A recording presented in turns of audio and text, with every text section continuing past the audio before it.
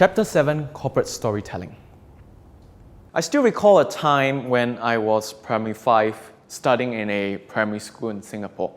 When I was growing up, I grew up as a serial bully victim.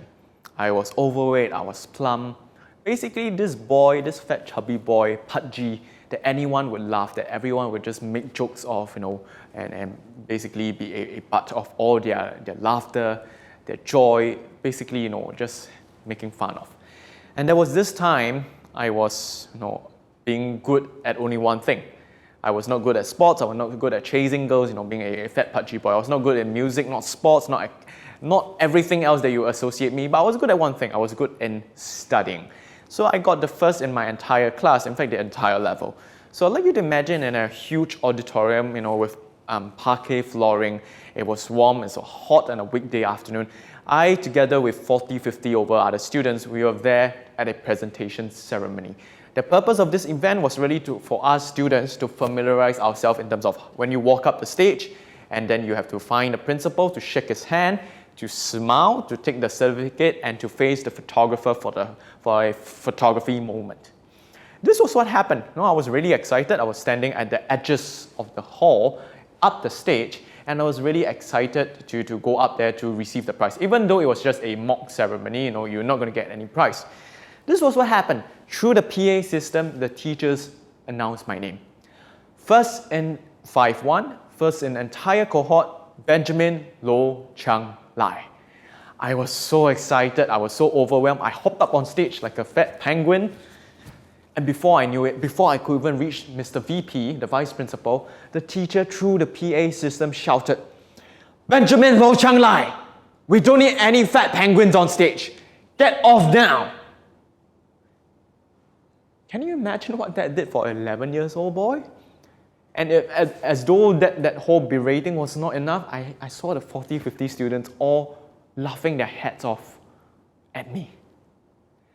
And that was really my first speaking experience.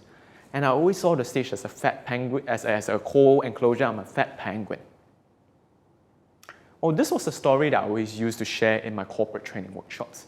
And a lot of my corporate clients tell me, "Hey Ben, I'm not in the business to tell stories. I'm not in the showbiz business. I'm not from Hollywood." But really, great stories are emotional hooks. Chances are, if you watch this video and you meet me on the streets, you can say, "Hey Ben, you're the fat penguin. You're the guy that got laughed at. You're the boy who got shouted at by your teacher," etc., etc. Stories are such amazing and strong emotional hooks because, one hooks, like imagine they are in fishing, they go deep into your flesh, they go deep into your being, they go deep into your soul to hook you at where it really, really matters. And that is why you notice great presenters like Steve Jobs, they mastered the art of storytelling. And what does it take to really tell good stories? I'm going to share with you a few quick tips in this little video. The first tip to telling great stories is one, take a pause. I forgot what's the tips. Shit. Okay. Start with the first. Okay. So start with what? The first. Okay. Pause. Okay. So I'm going to tell you a few tips in terms of how to tell great stories. The first tip is never start your story by saying, "Let me tell you a story." Okay? The reason why I advise my clients to start off or not starting off by "let me tell you a story" is you spoil the surprise.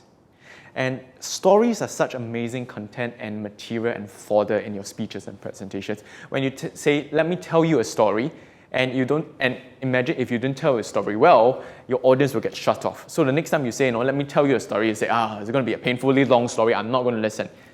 That's one. And two, you spoil the suspense and anticipation of telling a story.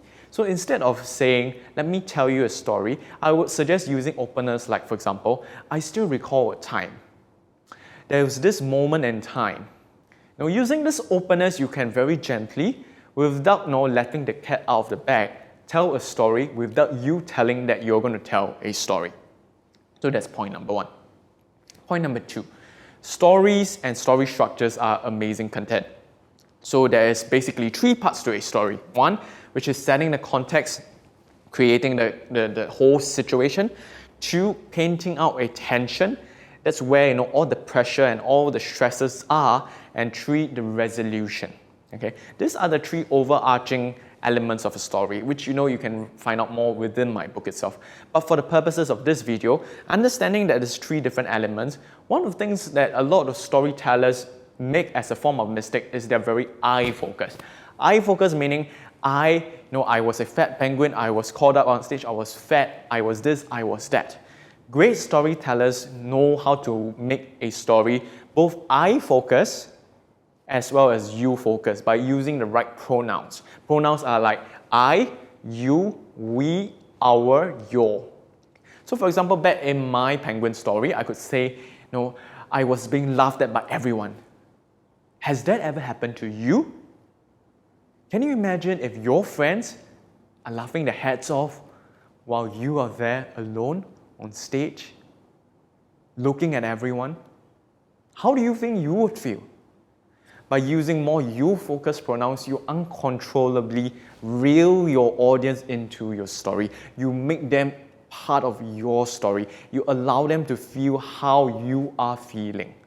So tip number 2, being more you-focused. So a lot of storytellers are very I-focused. The next challenge and tip for you is how do you use more you-focused pronouns to reel them into the story. So I hope you enjoyed this whole storytelling segment. If you would like more, of course, there's the book for you to look forward to.